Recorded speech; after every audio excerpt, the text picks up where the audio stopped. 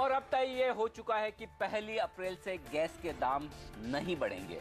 चुनाव आयोग के गैस प्राइसिंग नोटिफिकेशन को टालने के फैसले के बाद सरकार अब इस फैसले को सुप्रीम कोर्ट में चुनौती नहीं देगी, यानी कि गैस के दाम बढ़ाने का फैसला अब नई सरकार ही लेगी। ऐसे में ये काफी हद तक मुमकिन है कि अगर कांग्रेस की जगह केंद्र में बीजेपी की सरकार आती है तो पूरे मामले पर फिर से विचार होगा और बीजेपी ने अपने इरादे भी जाहिर कर दिए हैं। अब सवाल ये उठता है कि क्या होगा आगे।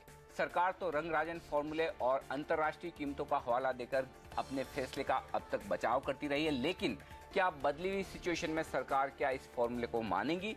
चुनौतियां क्या हैं और रास्ता क्या होगा? इन सब पर बातचीत करेंगे हमारे इस खास शो में। हमारे साथ जुड़ रहे हैं बीजेपी के एनर्जी सेल के हेड नरेंद्र तनेजा साहब, एनर्जी एक्सपर्ट किरीट पारेख, ओएनजीसी के पूर्व सीएमडी आर.एस. शर्मा साहब और अमर उजाला ग्रुप के एग्जीक्यूटिव एडिटर एम.के. वेणु साहब। आप सबका स्वागत है सीएनबीसी आवाज पर। किरीट पारेख साहब, पहला सवाल आपसे लेना चाहता हूं। इलेक्शन कमीशन ने यह साफ तौर पर कहा है कि 1 तारीख से अब गैस की कीमतें नहीं बढ़ेगी, इलेक्शन तक इसे टाला जाए। क्या है आपकी राय इस पर और क्या आपको लगता है कि नई सरकार के आते ही इस फॉर्मूले पर नई सरकार कीमत बढ़ाएंगी? भाई ये मुश्किल है कहना कि नई सरकार कौन सी आएगी और वो क्या करेंगी, लेकिन मेरा मानना है कि इलेक्शन कमीशन ने जो किया है वो बिल्कुल गलत है। वो डिसीजन लिया था, जो निर्णय सरकार ने कहीं सोच विचार के बाद लिया था, वो इलेक्शन को ध्यान में लेके नहीं किया था। इसकी निर्णय तो बहुत महीने पहले लिया गया था। सो अभी इसकी असर इलेक्शन पर पड़ेगी ऐसा मान के जो इलेक्शन कमीशन ने किया है वो ठीक नहीं है। मेरा ख्याल है कि जो इलेक्शन कमीशन ने किया है, जिसको इससे इलेक्शन पर ज़्यादा असर पड़ेगी, वो जो प्राइस बढ़ी होती तो इससे जो असर पड़ेगी, इससे इलेक्शन कमीशन ने जो रोक लगाई है, इससे ज़्यादा इलेक्शन पर असर आएगी। सो इलेक्शन कमीशन का क्या मतलब था ये मेरी समझ में नहीं आ रहा है, और ये होने से ऑयल एंड गैस सेक्टर पर काफ़ी बुरी असर होगी। राइट। आर.एस. शर्मा साहब, आपसे इसी मुद्दे पर राय लेना चाहता हूं। इलेक्शन कमीशन के निर्देश के बाद अब ये फैसला तो टल गया है, आप कैसे देख रहे हैं ऑयल एंड गैस सेक्टर के इस बड़े डेवलपमेंट को, इस फैसले को? बिल्कुल बहुत छोटा धक्का नहीं, बहुत बड़ा धक्का देने वाली बात है कि पिछले देखिए 2-3 साल से वो जो हम बोल रहे हैं कि पॉलिसी पैरालिसिस और पॉलिसी फ्रीज, रिफॉर्म्स प्रोसेस कुछ नहीं हो रहे हैं, उसके तहत जो सरकार ने जो निर्णय लिया था, कैबिनेट ने डिसीजन लिया था कि 1 अप्रैल से जो कि कॉन्ट्रेक्चुअली प्राइस रिवीजन ड्यू है, और वो जो कॉन्ट्रैक्ट जो है it is approved by the sovereign government. So उसको इम्प्लीमेंट नहीं होना जो है, मैं सोचता हूं कि ये तो जो हमारी जो सरकार जो है, सॉवरेन गवर्नमेंट है, उसके लिए ही बहुत बड़ी एम्बेरसमेंट की बात है। और ये देखिए, दूसरी कमोडिटी को छोड़ के गैस में क्या होता है, गैस सेल परचेज एग्रीमेंट्स होते हैं। अब जो कंपनियां जो भी प्रोड्यूस कर रही हैं, उन्हें आगे उनके जो अभी के कॉन्ट्रैक्ट हैं वो 31 मार्च तक के हैं, तो कॉन्ट्रेक्चुअली उनका रिन्यूअल ड्यू है। क्या होगा उसका, वो सारी अनसर्टेनिटी, जब से हम देख रहे हैं कि हमारे देश में uncertainty, political uncertainty, and that is getting into the economic uncertainty.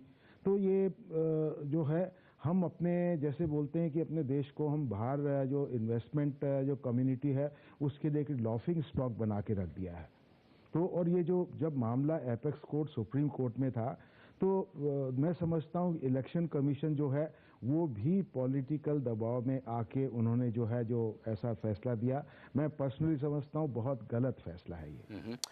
MK. वेणु साहब, आपसे राय लेना चाहता हूँ यहाँ पर। साफ तौर पर जो इंडस्ट्री के एक्सपर्ट है वो ये मानते कि इलेक्शन कमीशन का ये फैसला गलत है और पॉलिटिकली पार्टीज के प्रेशर में आके लिया गया है। ये एक पॉलिसी डिसीजन है जो कई सालों से इस पर डिस्कशन चल रहा था और फाइनल हुआ है। इस पर इस तरह से राजनीति नहीं करनी चाहिए थी, आपका क्या मानना है?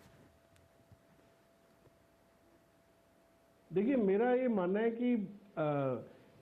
कि इश्यू पॉलिटिसाइज हो गया है। अब वो एक रियलिटी है, अगर हम क्या चाहते हैं या क्या नहीं चाहते, क्या रैशनल है क्या नहीं रैशनल है, ये सवाल ये नहीं है। आप अगर फर्स्ट प्रिंसिपल की बात करें तो आप मार्केट ड्रिवन प्राइसिंग पॉलिसी को सभी सपोर्ट करते हैं, मगर यहाँ issue market driven pricing policy का ही नहीं है, यहाँ पे और भी कई मुद्दे उठे हैं और उसको लेके सुप्रीम कोर्ट भी इस वक्त वो भी देख रही है, वो भी एक्सरसाइज कर रही है अपने जुरिस्डिक्शन को।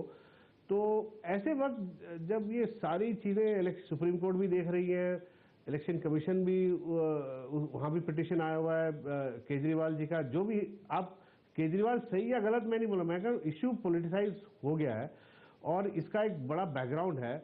और पीछे अभी अरुण जेटली से हमने पूछा भाई आप बीजेपी का क्या रवैया है इसमें, तो उन्होंने ही बोला कि हम जो सुप्रीम कोर्ट हम कहेगा हम उसको मान के चलेंगे। हालांकि अरुण जेटली ने ये जरूर बोला कि जो एफआईआर जो दर्ज हुआ था जो आम आदमी पार्टी दिल्ली सरकार में जो उन्होंने करा वो अरुण जेटली ने बोला कि वो लीगली वो गलत था, मगर उन्होंने ये कहा कि भाई बीजेपी भी यही चाहेगी कि सुप्रीम कोर्ट जो फैसला दे उस हिसाब से चले। अब सुप्रीम कोर्ट का फैसला आया नहीं है, तो ये जो सारा जो मामला है शुरू से ये कोर्ट्स में और जुडिशरी में फंसा हुआ है और इसका अगर हिस्ट्री देखें तो ये डिस्प्यूट दोनों भाइयों के बीच में क्रिएट हुआ था। तो आप इन सब चीज़ों को एकदम से नज़रअंदाज नहीं कर सकते क्योंकि इसकी पूरी हिस्ट्री है और उसी हिस्ट्री के चलते हुए ये सुप्रीम कोर्ट में आज पड़ा हुआ है और पॉलिटिसाइज पूरी तरह हुआ पड़ा हुआ है। और इलेक्शन कमीशन भी ने ये कहा है कि जो इतना डिले हो गया और 3 महीने और हो सकता है नई सरकार देख सकती है, तो मेरा मानना है कि इलेक्शन कमीशन भी अपना जजमेंट को थोड़ा सा इन स्पिरिट और इन लेटर वो भी इस तरह देख रही है ताकि कोई कंट्रोवर्सी ना क्रिएट हो। तो इसलिए इलेक्शन कमीशन को भी ब्लेम करना ये मेरे हिसाब से सही नहीं होगा क्योंकि वो अपने इंस्टीट्यूशनल इंटेग्रिटी को देख रही है। तो सभी इंस्टीट्यूशंस अपने इंटेग्रिटी को देखती है। तो और ये कहना कि भाई इलेक्शन कमीशन ने गलत डिसीजन लिया है, मेरे ख्याल वो भी ठीक नहीं होगा। तो मेरे ख्याल नेट बात ही आती है कि अब जो नई सरकार आगे जो देखेगी और जो इस पे जजमेंट सुप्रीम कोर्ट का जो आएगा और जो नई सरकार का जो इसमें रवैया होगा वो देखना पड़ेगा क्योंकि ये आज एक रियलिटी है कि जो मेजर पॉलिसी इश्यूज में हमारे जो फंसी पड़ी है हमारे ब्यूरोक्रेसी में, हमारे हायर जुडिशरी में और हमारे और रेगुलेटरी इंस्टीट्यूशंस और इन सब में तालमेल कम है, ये तो मैं मानता हूँ। मगर ये तालमेल कम होने का काफी ये मामले अटके पड़े और लंबे समय के बाद अगर इन पर कोई डिसीजन होता भी है तो फिर वो डिसीजन या तो फिर मेरा मानना कल को अगर बीजेपी भी सरकार में आ जाए तो ये ओवरनाइट ये सॉल्व नहीं होगा। बिल्कुल, ये इसी पर मैं राय लेता हूं चूंकि हमारे साथ बीजेपी के एनर्जी सेल के प्रेसिडेंट नरेंद्र तनेजा साहब हैं। तनेजा साहब, अब आपका क्या स्टैंड है इस पूरे मामले पर, क्योंकि पहले समझा ये जा रहा था कि आप चाहते थे कि ये गैस प्राइस हाइक हुई, आपने स्वागत भी किया, लेकिन अब आपकी पार्टी भी इस पूरे मामले पे फिर से विचार करती हुई दिख रही है क्योंकि सामने इलेक्शन है और आप भी गलत साइड पर नहीं जाना चाहते हैं कि आपकी पार्टी गैस प्राइसेस बढ़ाने के फेवर में। क्या वो वजह है, क्या वो मुद्दे हैं जिसकी वजह से आपको लगता है कि रिव्यू करना चाहिए इस फैसले को? देखिए, जो पहले मैंने कहा जिसका आपने जिक्र किया वो मैं उस समय मैं दूसरी कैपेसिटी में बात कर रहा था आपसे, एक पर्सनल कैपेसिटी में बात कर रहा था। लेकिन अब भारतीय जनता पार्टी के हिसाब से देखें, अगर हम सत्ता में आते हैं, अब तक जो भी फैसले हो रहे हैं जब तक हम सत्ता में नहीं आते वो फैसले इस सरकार के होंगे। वो जो मर्जी है फैसले कर सकते हैं, नोटिफाइड कर सकते हैं, आगे जा सकते हैं। एक राजनीतिक दल होने के नाते जो इलेक्शन कमीशन ने जो भी डायरेक्टिव दिया है, जो फैसला किया है, हम उसका सम्मान करते हैं। कॉन्स्टिट्यूशनल बॉडी है, एक राजनीतिक दल होने के नाते हम इलेक्शन कमीशन को चुनौती नहीं दे सकते। उनका जो भी फैसला है हम उसका सम्मान करते हैं। हमने ये नहीं कहा हम सहमत हैं या असहमत हैं, हम सम्मान करते हैं। और जहां तक बात रही कि उसकी कीमत वगैरह की जो बात है, अगर हम सत्ता में आते हैं, हम देखेंगे हमारी मेज पे क्या कागज आते हैं, हमारे मेज पे क्या फैसला हमने लेना है। अगर हमारे मेज पे यह कागज आते हैं, हमने फैसला लेना है, तो हम एक कंसीडर्ड व्यू उसमें लेंगे, उसको देखेंगे जमीन की हकीकत क्या है, माहौल के अंदर क्या चल रहा है, जो स्टेक होल्डर हैं उनसे बातचीत करेंगे और कुल मिलाकर के ऐसा फैसला लेने की कोशिश करेंगे और जल्दी से जल्दी लेने की कोशिश करेंगे जो सारे स्टेक होल्डर्स के इंटरेस्ट में हो, कंज्यूमर्स के भी इंटरेस्ट में, और साथ साथ जो हमारे देश के अंदर जो गैस का उत्पादन है और तेल का उत्पादन है उसको इंसेंटिवाइज किया जाए। और सबसे बड़ी बात यह जो मुझे लगता है, मेरा एक अपनी ओपिनियन है कि जो सरकार की काफी हद तक गलती रही जिसकी वजह से मसला फंसा हुआ है कि आम जनता से, पब्लिक ओपिनियन से, यहां तक कंज्यूमर से संवाद नहीं हुआ। जब आप संवाद नहीं करते तो वैक्यूम बनता है, वैक्यूम होता है तो लोग उसको पॉलिटिसाइज करते हैं, एक तरह का पॉलिटिकल फॉडर वो बन जाता है। और जब पॉलिटिकल फॉडर कोई चीज अब बन जाती है तो उसके बाद उसका राजनीतिकरण होता है। और हालात इस तरह के बन चुके हैं कि हम इस पर कोई टीका टिप्पणी करना नहीं चाहते क्योंकि मामला बहुत ज्यादा इसका राजनीतिकरण हो गया। लेकिन एक बात मैं आपको कहना चाहता हूं, अगर हम सत्ता में आते हैं तो हम ऐसे फैसले लेंगे जिससे कि गैस के अंदर, तेल के अंदर और इन्वेस्टमेंट आए, हमारे देश का इन्वेस्टमेंट आए, पब्लिक सेक्टर का इन्वेस्टमेंट आए, विदेशी इन्वेस्टमेंट आए, और कुल मिलाकर के इस तरह का हम यहां पे इसको हम प्रोत्साहित कर सके जिससे हमारी निर्भरता, जो लगातार आयातित गैस पर निर्भरता बढ़ रही है, हम उसको घटा सके। लेकिन वो सारे फैसले हमको देखने पड़ेंगे जब हम सत्ता में आएंगे और हम देखेंगे जो मेज पे हमारे पास कागज आते हैं फैसले, वो फैसले क्या हमको लेने हैं, उस हिसाब से वो फैसले लिए जाएंगे जो सब स्टेक होल्डर्स के लिए अच्छे होंगे, खासतौर से उपभोक्ता के लिए और वो लोग जो निवेश करेंगे डोमेस्टिक एक्सप्लोरेशन प्रोडक्शन के अंदर। उम्मीद करते हैं कि अगर आप सत्ता में आए तो इस तरह से तुरंत फास्ट और ऐसे फैसले ले पाएं और उन्हें इम्प्लीमेंट भी कर पाएं, क्योंकि अब तक तो इस देश की सबसे बड़ी दिक्कत ये रही, जिस देश में एनर्जी की जबरदस्त कमी है, पावर की जबरदस्त कमी है, वहाँ पर इस तरह के फैसले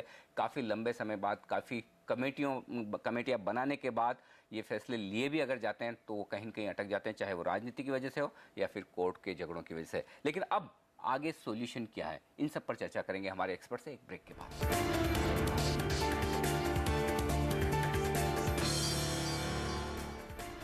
पहली अप्रैल से गैस के दाम बढ़ने के मामले पर इलेक्शन कमीशन के यहाँ पर निर्देश के बाद सरकार ने अपने हाथ पीछे खींच लिया और इस मामले को अगली सरकार तक के आने तक टाल दिया है।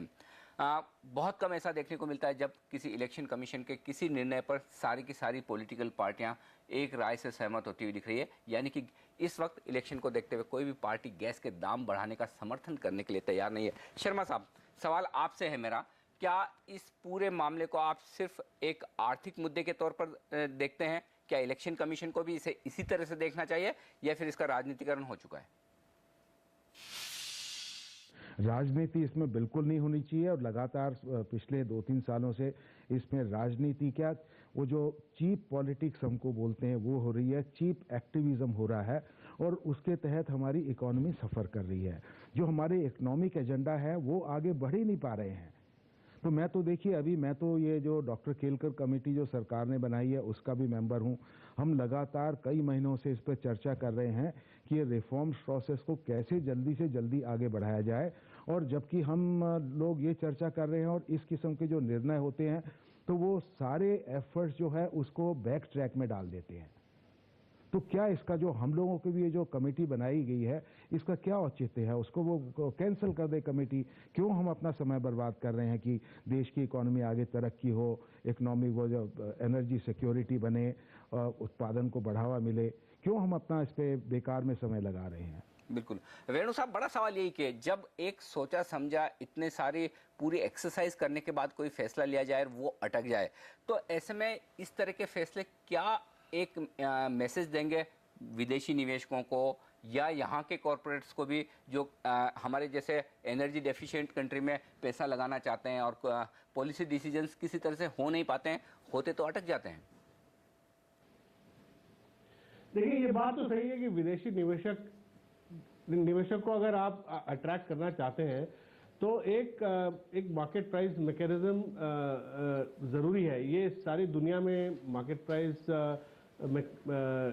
मैकेनिज्म एक बेसिक एक नेसेसिटी मान के चलते हैं। मगर गैस के मामले में कुछ लोग ये आर्ग्यू करते हैं कि गैस में कोई ट्रू मार्केट प्राइस ग्लोबल है नहीं, क्योंकि ऑयल जिस तरह एक फंजिबल आइटम है, ऑयल का मार्केट पूरे देश में एक प्रॉपर मैकेनिज्म के थ्रू प्राइस डिस्कवरी होता है। वो कहते हैं कि गैस का उस तरह मार्केट प्राइस डिस्कवरी होता नहीं है, क्योंकि गैस पाइपलाइंस नहीं है और गैस की ट्रांसपोर्टेशन इतनी नहीं होती। तो ये तो एक अलग मुद्दा है, मगर ये सब चीज़ें सरकार को पहले सोचना चाहिए था।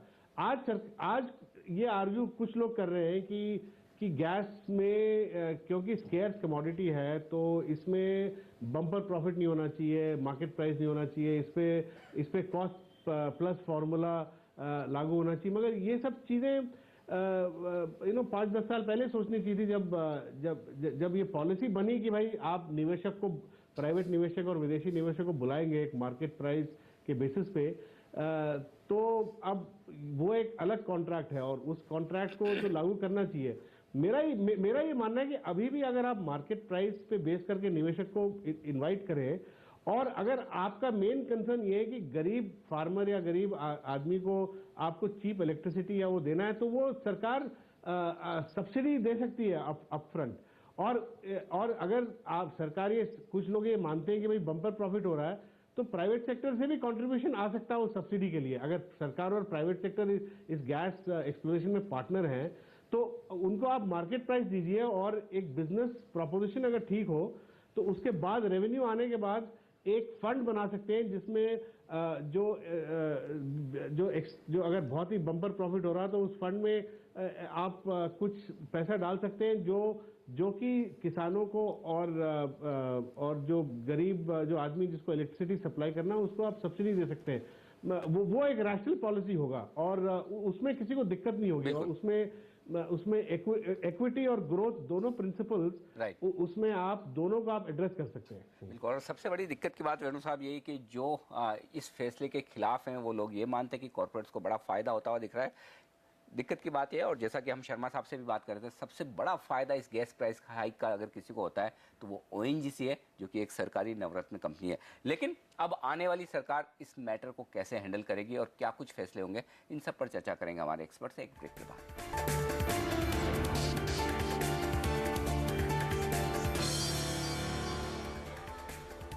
गैस प्राइस हाइक पर फैसला अटकता हुआ, रुकता हुआ, अब अगली सरकार के पाले में है गेंद कि वो इस मामले पर क्या स्टैंड लेती है। हमारे साथ हमारे एक्सपर्ट्स का पूरा पैनल है। किरीट पारिक साहब हैं और ONGC के पूर्व CMD RS शर्मा साहब हैं। बीजेपी के एनर्जी सेल के अध्यक्ष नरेंद्र तनेजा साहब भी है और अमर उजाला के संपादक MK वेणु साहब भी। आप सबका एक बार फिर से स्वागत है।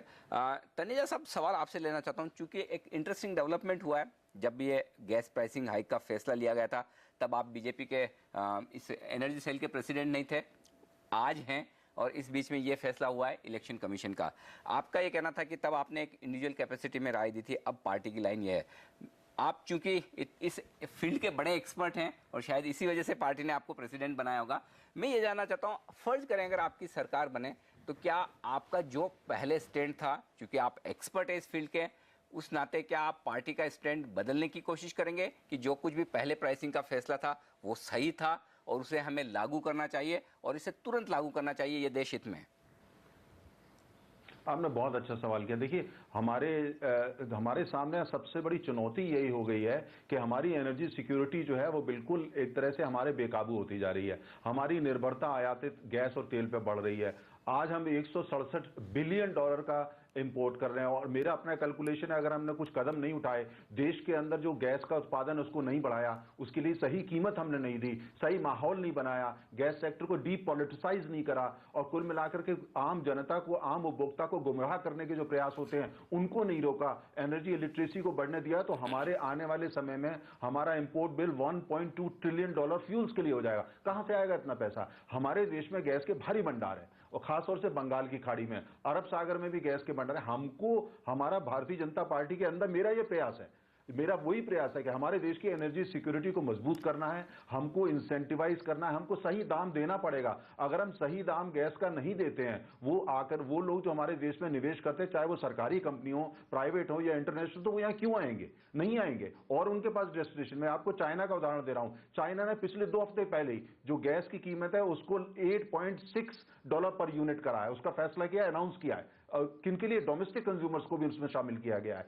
तो अब चाइना जैसा कंट्री जहां पे काफी रेगुलेशन है, वहां वो फैसले लिए जा रहे हैं। तो हमने कुल मिलाकर के जो एनर्जी इलिटरेसी है, कोई भी मर्जी खड़े होकर बोल देता है साहब $16 है, $15 है, देश का इतना नुकसान हो जाएगा, देश का, और लोग उसको खरीद भी लेते हैं, मीडिया उसको छाप भी देता है। बड़ा दुर्भाग्यपूर्ण है। तो एनर्जी इलिटरेसी, उसकी आज को भारी कीमत चुकानी पड़ रही है। तो हम इन सब, और इसीलिए सबसे पहले जो हम भारतीय जनता पार्टी के अंदर जोर में दे रहा हूं वो ये कि हमको संवाद करना पड़ेगा लोगों से। जिससे उनको गुमराह ना किया जा सके।